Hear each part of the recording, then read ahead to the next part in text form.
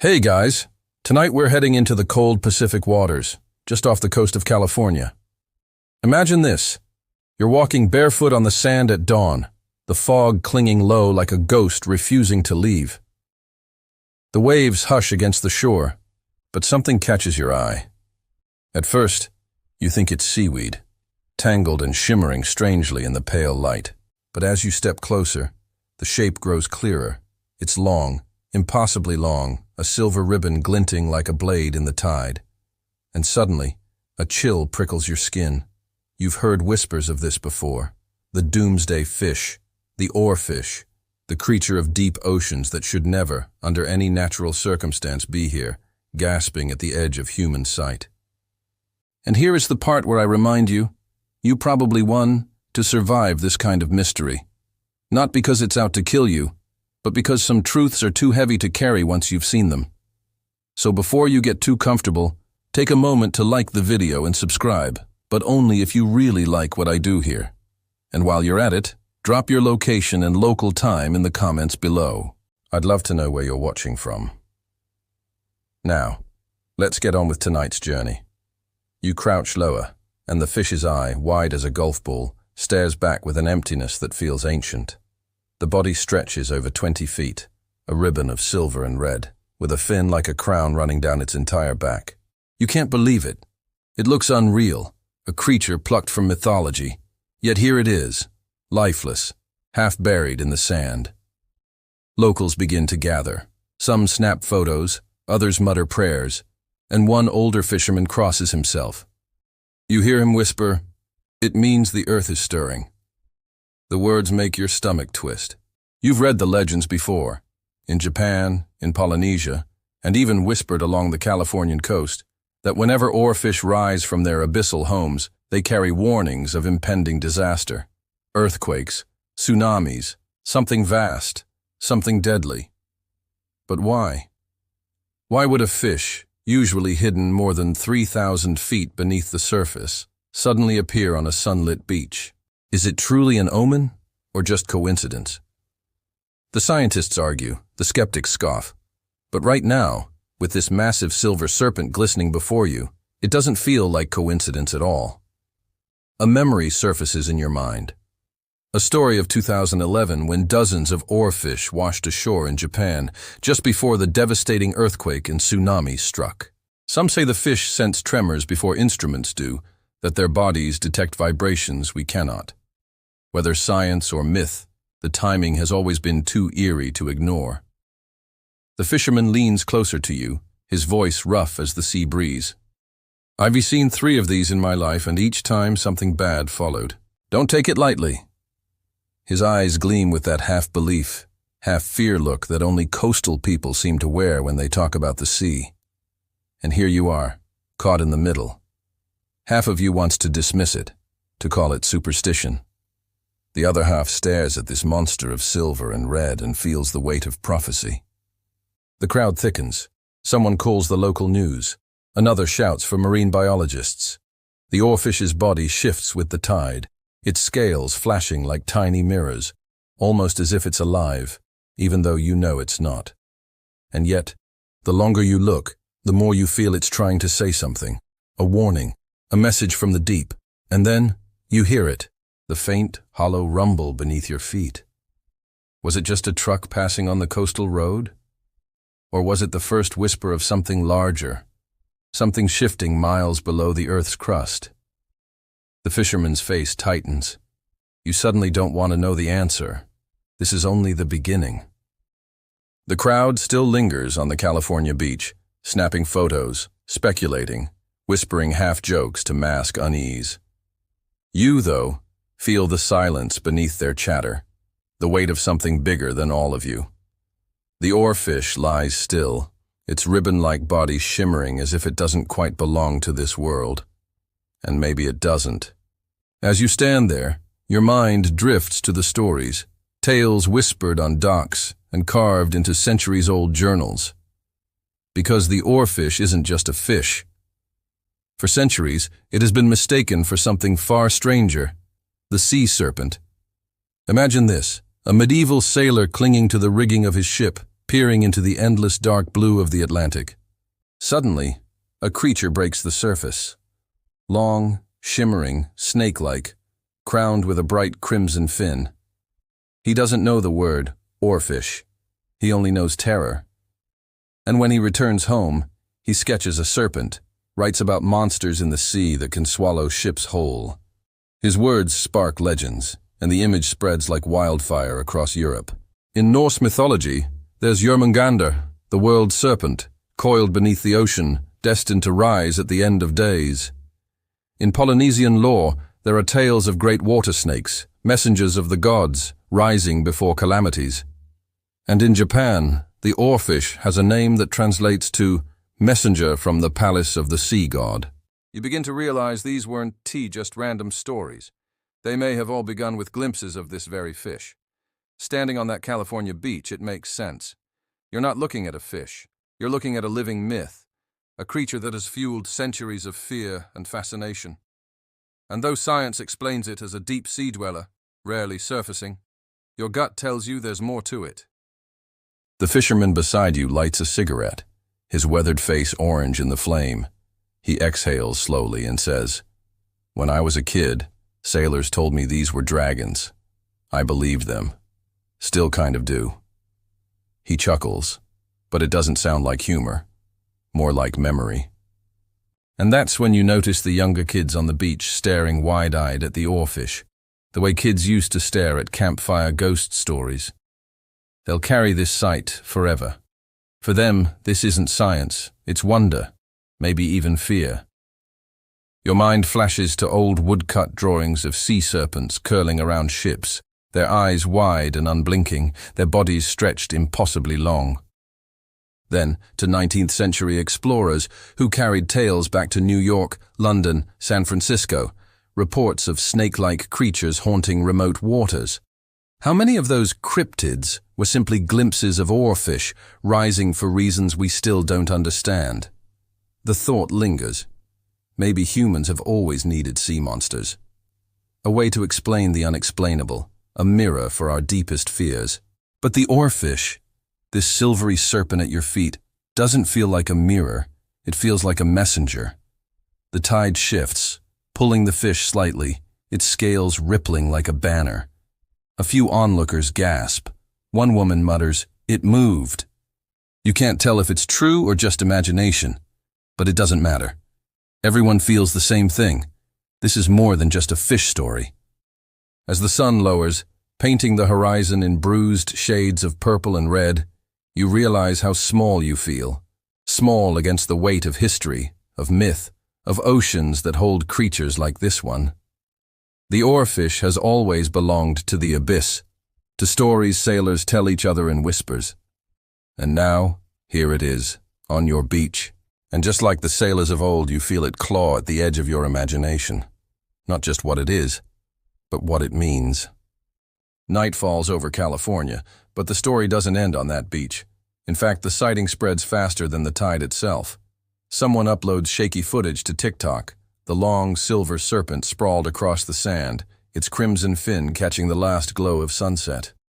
Another post follows on Twitter, captioned simply, "The Doomsday fish has returned." Within hours, the video has been shared thousands of times. Hashtags trend: Oarfish, sea dragon, Doomsday fish. News outlets pick it up, not as front-page headlines, but as curious oddities, those filler stories meant to amuse or unsettle during the late-night broadcast. But beneath the amused tone, you sense something sharper, unease. Because this isn't the first time. You scroll through old records. In 2013, 2 oarfish washed up in Southern California within a single week.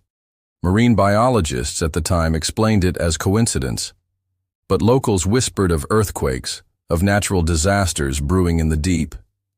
In 2017, more sightings followed across the Pacific, each one stirring the same rumor. These creatures rise to the surface when the Earth is about to shift. The fear isn't baseless. In Japan, centuries of folklore tie oarfish to seismic events. After the devastating 2011 Tohoku earthquake and tsunami, villagers reported multiple oarfish sightings leading up to the disaster.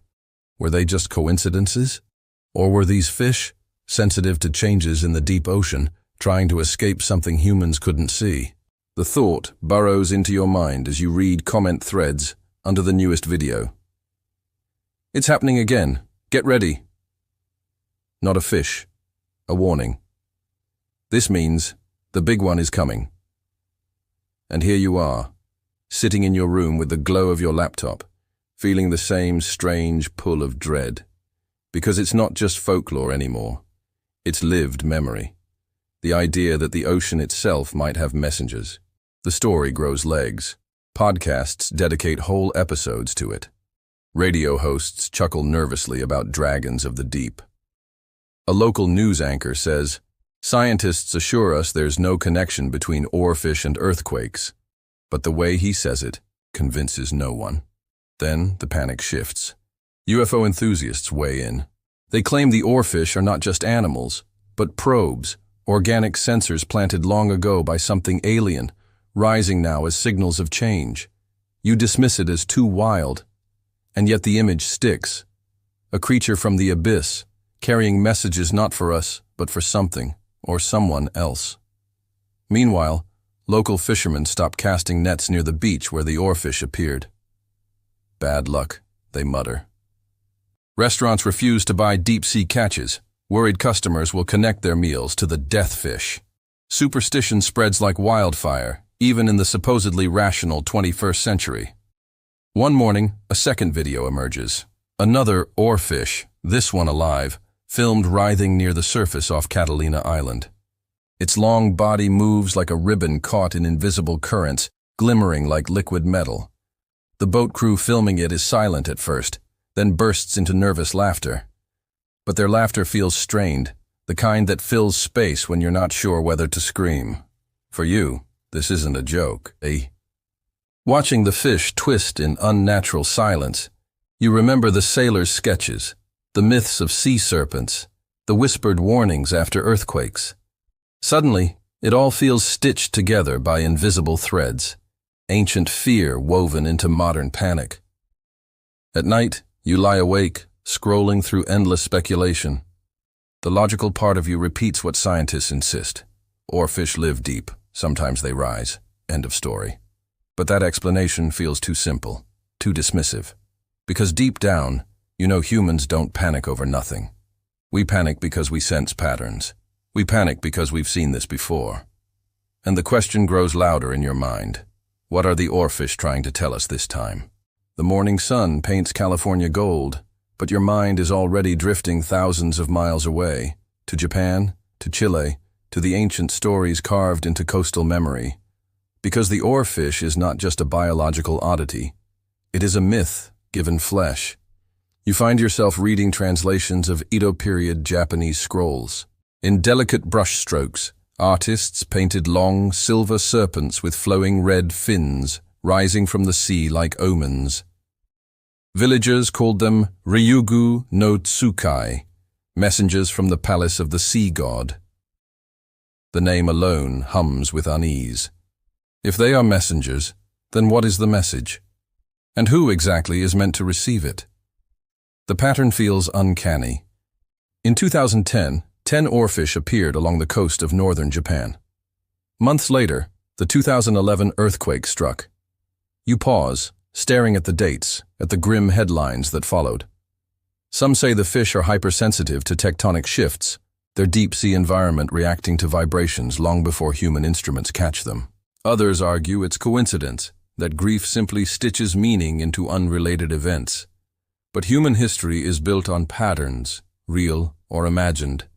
You think of ancient seers watching the flight of birds, or the entrails of animals, desperate to catch a glimpse of tomorrow. Maybe oarfish are just the modern version of that same instinct, a deep-sea oracle rising to remind us we are small. The more you dig, the more the folklore piles up. In the Philippines, coastal communities call them sea dragons and view their arrival as a herald of typhoons. In Chile, fishermen refuse to touch them, fearing they bring death. Even in California, Native American stories once told of serpentine spirits rising from the Pacific, spirits that could devour whole canoes in anger. And now, in 2025, the pattern resurfaces. Another oarfish, another viral video, another quiet shiver across the internet. Podcasters whisper about ancient prophecy. One YouTube channel claims Nostradamus himself predicted silver dragons rising from the sea in the west. You laugh at first, but then stop, because even if Nostradamus never wrote it, people believe it. And belief has power. Belief fuels panic, fuels fear, fuels the strange electric charge that now hangs over California like a storm cloud. Meanwhile, scientists go on camera to calm the public. They explain barotrauma, how deep-sea fish sometimes float to the surface when they are injured. They assure everyone there is no scientific evidence linking oarfish to earthquakes, but their calm explanations sound like a lullaby against thunder. Reassuring words, but the storm keeps building, and you feel the tension yourself, because deep inside, you are torn. Part of you craves the logical comfort. It's just a fish. It's just coincidence.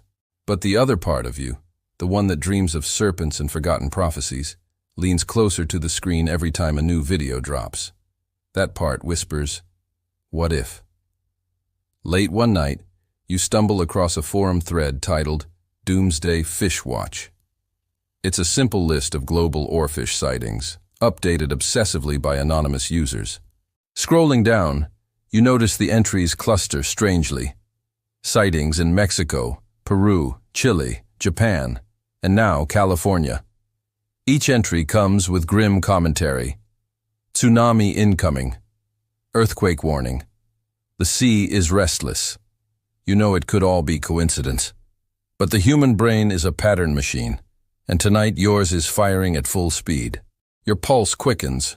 The pattern is too tight, too eerie. The oarfish becomes less an animal and more a prophecy in scales and silver. Each sighting is a message. Each writhing body on the shore is a word you cannot yet translate. And that's when the question takes root, stronger than ever. Are these fish simply dying? Or are they rising deliberately to warn us? Morning news anchors wear polished smiles, but their voices carry a subtle strain. The story of the California oarfish has outgrown quirky local oddity status. It's now a national headline, complete with a new debate. Scientists versus superstition. You sit back with a cup of coffee, watching a panel discussion on television. On one side, a marine biologist in a crisp blue shirt explains calmly, "There is no evidence linking oarfish to earthquakes. These fish live at depths of 1,000 meters or more, and when they're sick or injured, they sometimes drift upward."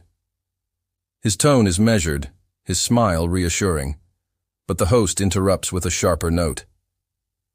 "Doctor, with respect, why do these stories keep appearing before seismic events in Japan, Chile, and now, possibly, California?" The scientist shifts uncomfortably. "Correlation does not equal causation," he replies, but you can hear the defensive edge. The audience isn't convinced. You aren't convinced. That's the problem. Logic feels too tidy, too clean, when the ocean itself is messy and vast and unknowable. The backlash grows online. Commenters mock the experts. Sure, it's just coincidence, until the ground starts shaking. Conspiracy forums accuse scientists of hiding the truth, claiming government agencies already monitor oarfish sightings as seismic indicators. Some even insist the military is studying them in secret. Meanwhile, new data emerges. Grainy sonar readings from a research vessel near Monterey Bay. Amateur analysts on Reddit pore over the blurry images, claiming they show schools of long, serpentine shapes writhing far beneath the waves. One post goes viral. "The oarfish are rising." Scientists scramble to respond. In press releases, they double down. Oarfish sightings are rare but natural, no cause for alarm. Yet each denial only fuels suspicion. Because in the absence of certainty, people lean on stories. And the story of the Doomsday fish is far older, far stickier, than any neat scientific answer. The backlash gets personal. A professor from UCLA, after dismissing the earthquake Oarfish link, finds his email inbox flooded with angry messages. Stop lying to us. The fish are trying to warn us and you're covering it up. One message is darker still. When the quake comes, your words will bury you. You think about the weight of that hostility. Science is supposed to illuminate, to explain. But sometimes explanation feels like erasure, stripping the world of mystery people don't want to lose. The divide widens. In classrooms, teachers show clips of the oarfish, calling it a fascinating creature of the deep.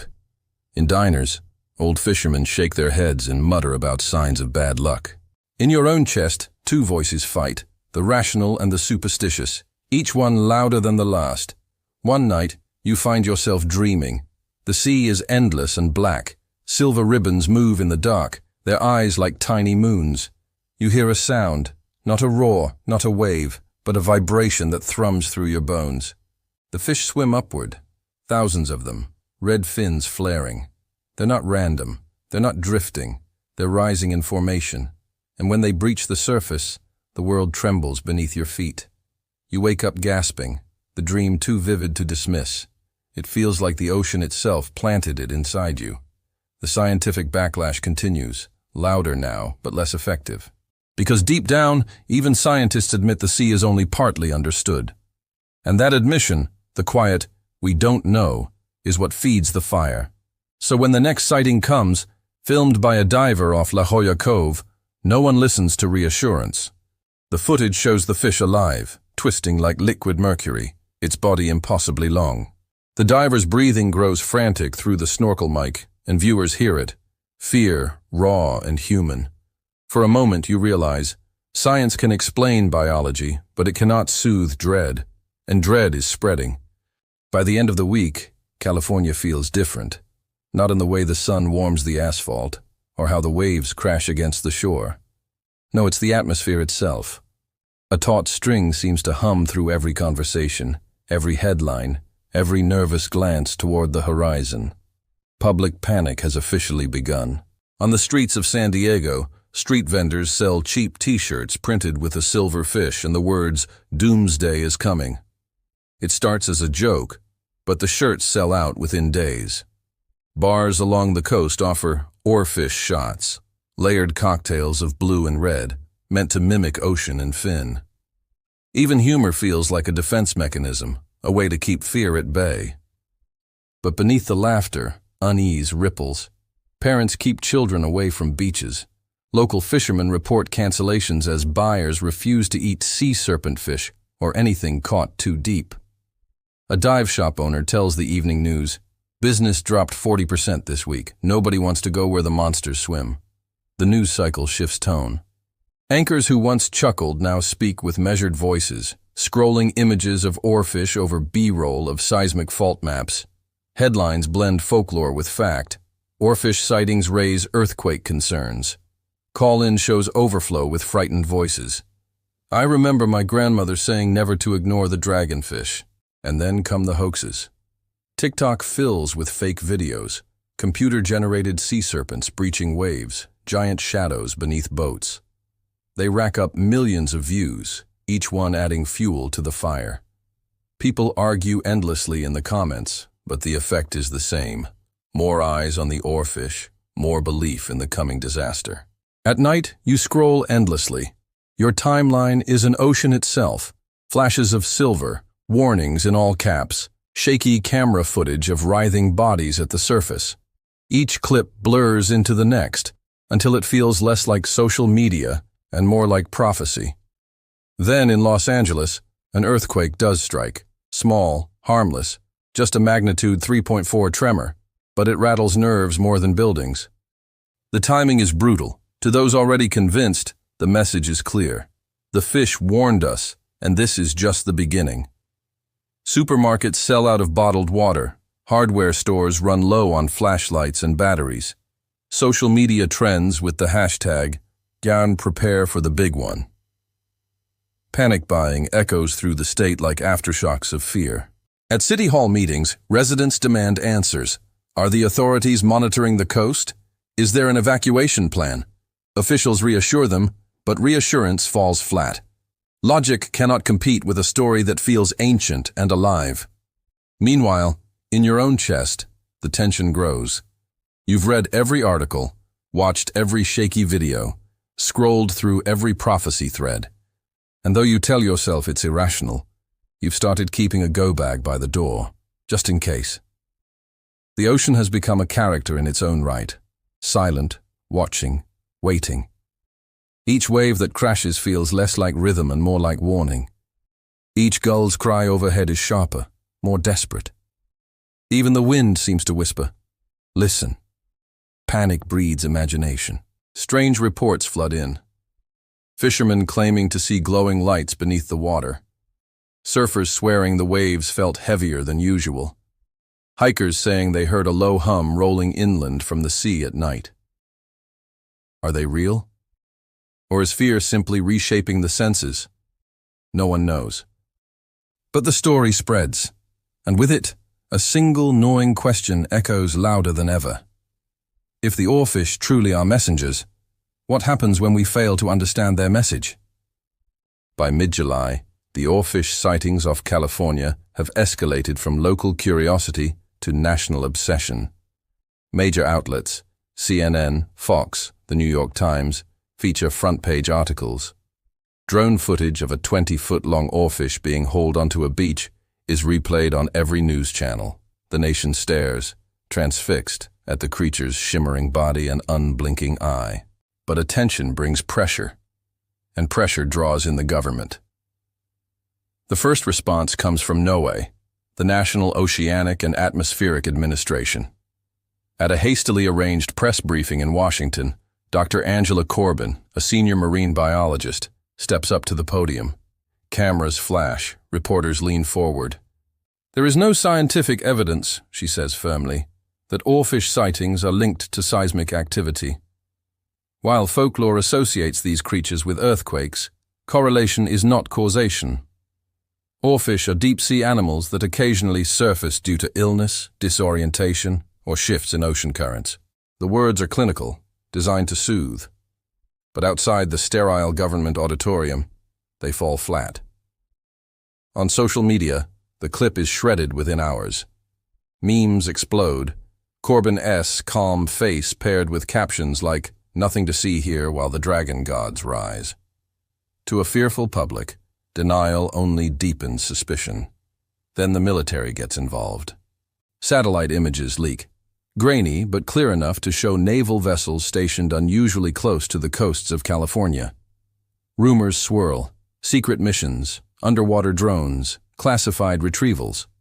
When asked, Pentagon officials insist the ships are part of routine exercises, but online forums declare it proof of cover-up.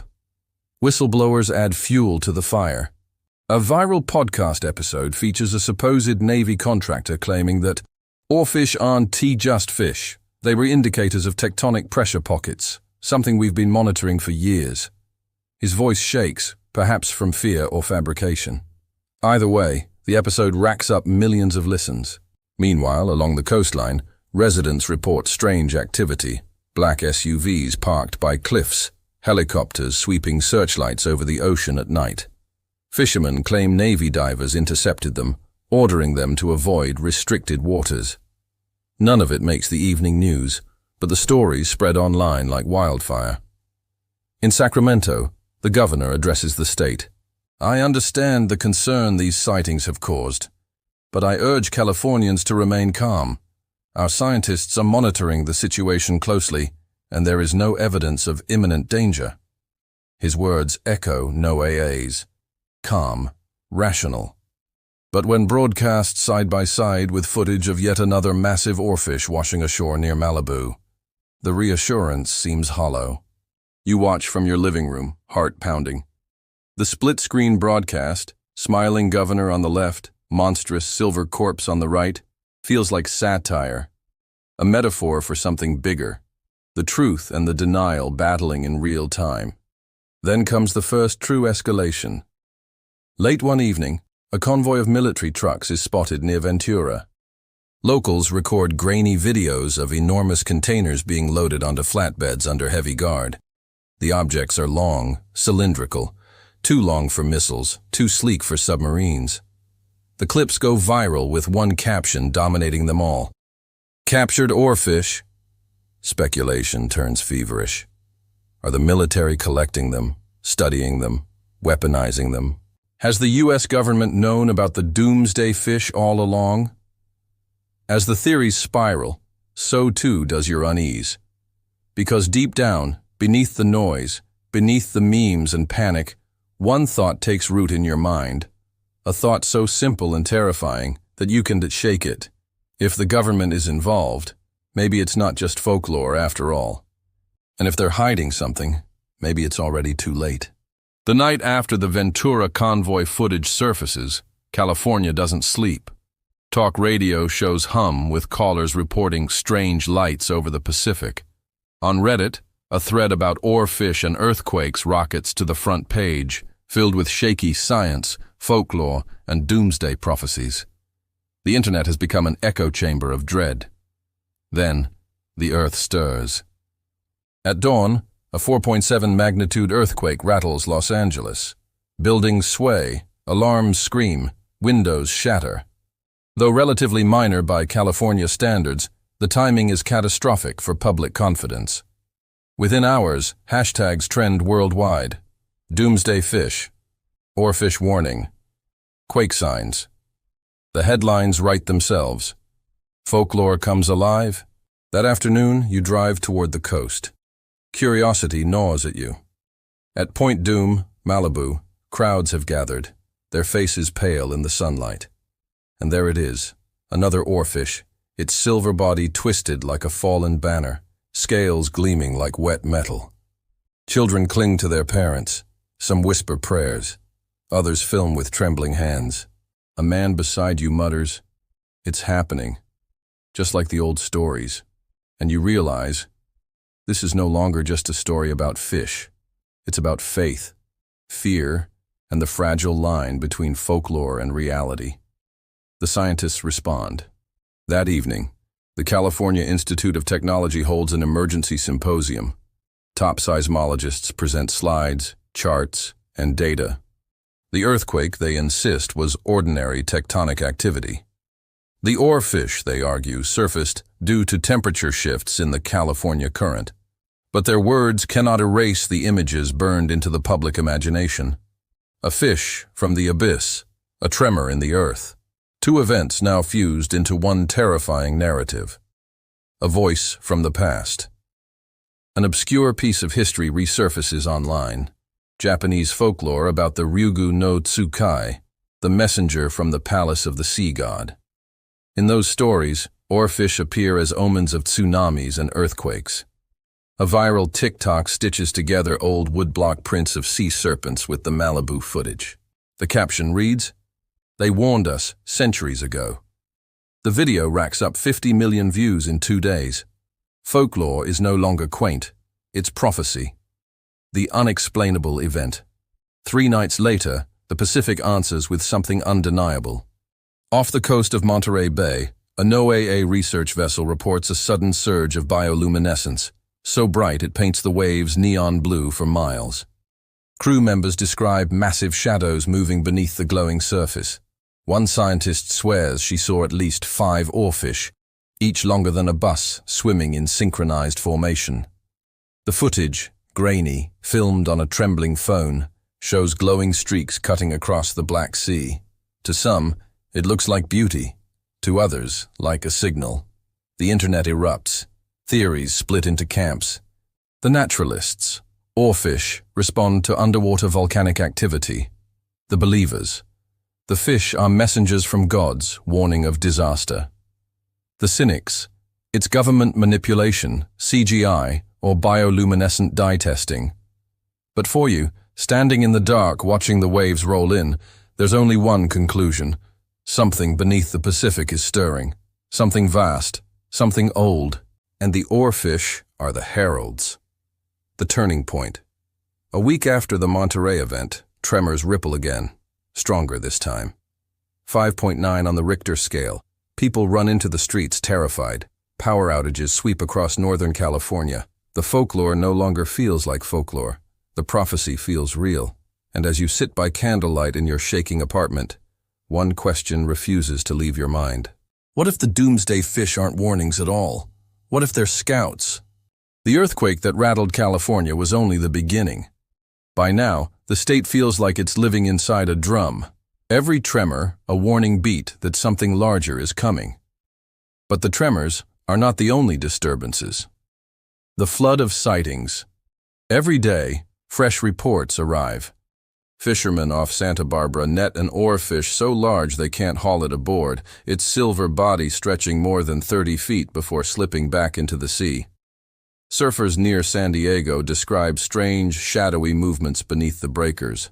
Long, snake-like, impossibly fast. A kayaker films a head rising briefly from the water, shimmering with metallic scales, before vanishing in a swirl of foam. The videos saturate social media, each one debated, dissected, dismissed, or believed with fanatic conviction. Hashtags like deep-sea prophecy and doomsday fish dominate every platform. California holds its breath.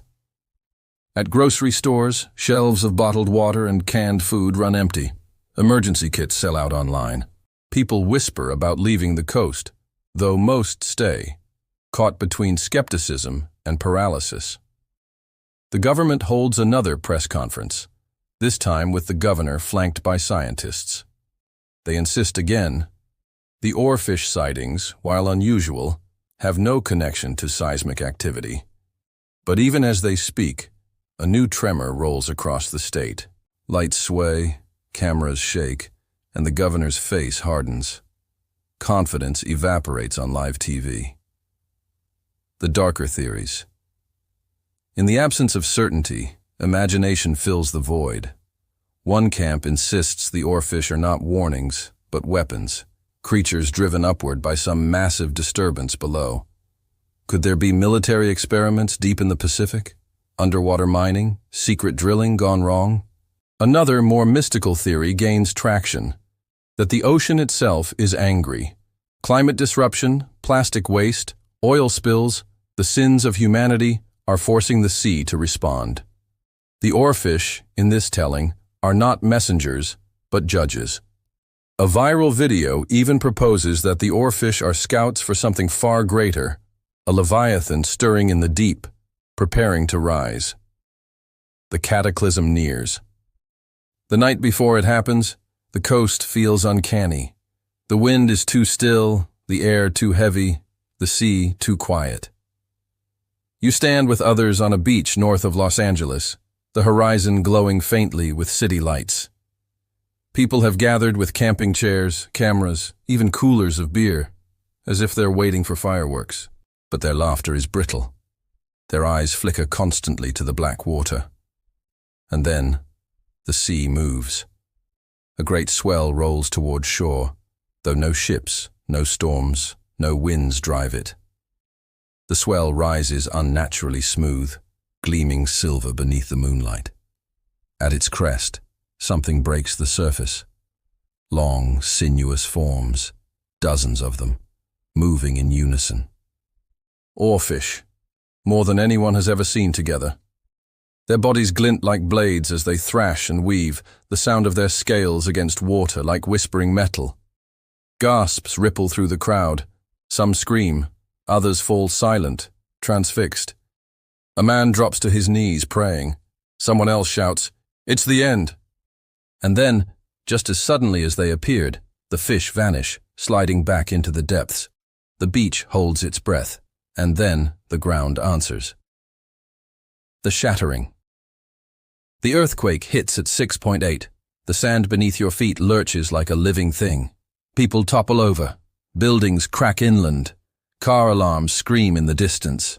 The roar of the earth drowns out every voice. You clutch the sand, heart pounding, as the Pacific seems to boil. A sound rises. Not just the rumble of tectonic plates, but something deeper. A sound like a groan, impossibly vast, echoing through water and stone alike. When it finally stops, silence feels louder than the quake itself. The crowd is scattered, stunned. Some cry, some run. Some just stare out at the dark horizon, waiting for what might come next. And in that silence, you realize the prophecy has already been fulfilled. The Oarfish didn't just predict disaster, they led you into it.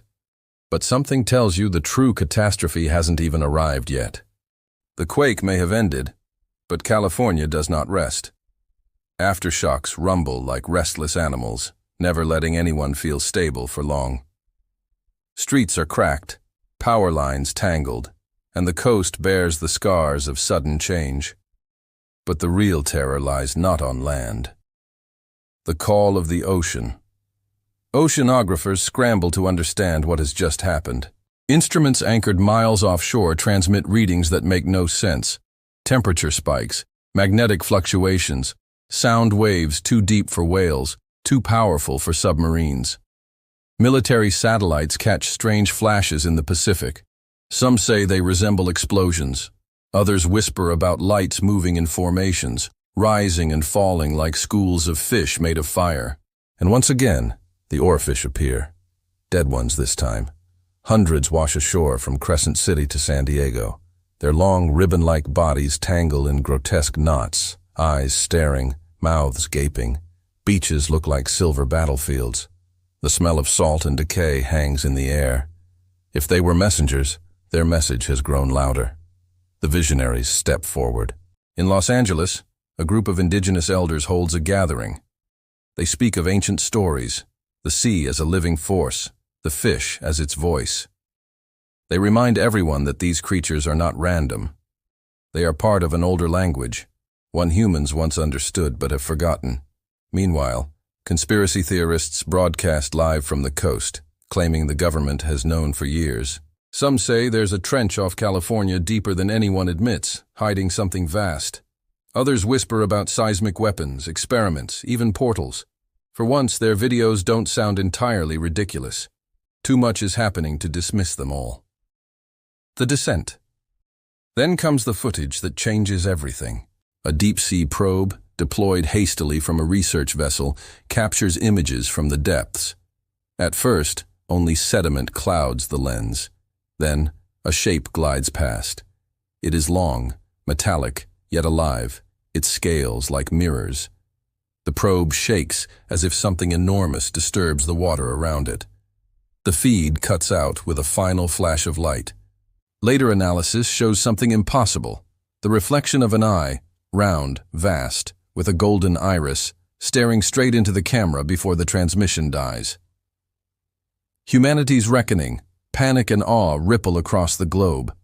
For the first time, the Doomsday fish feel less like omens and more like sentinels, creatures driven upward not only by earthquakes, but by the stirring of something colossal beneath. Scientists argue whether it's a prehistoric leviathan, an undiscovered species, or even an intelligence not of this earth. But explanations no longer matter to the crowds gathering on beaches night after night, waiting for another sign. Every swell of the sea feels ominous. Every shadow beneath the waves makes hearts race. California lives with the sense that it stands on the threshold of revelation or ruin. The final whisper. One last morning, you walk again to the shore. The tide is low. The sand glistens in the early light. And there, lying half-buried, is a single oarfish, still alive, though barely. Its silver body shimmers weakly, and its great eye turns toward you. For a moment, you imagine you hear something. Not sound exactly, but a vibration in your bones. A message, a warning. Then the creature shudders, exhales a final gasp of bubbles, and goes still. You look out at the horizon. The Pacific stretches infinite, calm, inscrutable. Somewhere beneath that surface lies the truth, too vast, too terrifying, too wondrous to comprehend. And you realize, the story of the Doomsday fish has no ending. It is only a beginning, a doorway, a promise that humanity is not as alone, not as safe, not as in control as it once believed. The ocean keeps its secrets. For now, but not forever.